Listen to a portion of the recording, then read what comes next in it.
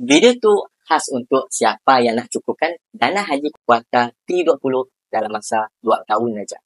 Save dan share video tu dulu supaya nyaksi hilang daripada FYP perempuan. Yang pertama, buka akaun masjid secara percuma.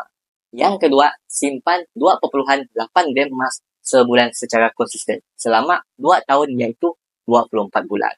Bila dah cukup 2 tahun, sebenarnya perempuan dah ada 69.2 gram yang bersamaan dengan sekitar 34,000 ringgit. Jadi, dah cukup dana untuk pergi haji ataupun umrah tu, selebihnya perempuan boleh pakai untuk pola pembelanjaan semasa menunaikan haji kelak. Ataupun boleh terus simpan supaya simpanan emas lebih bertambah. Mudah nak.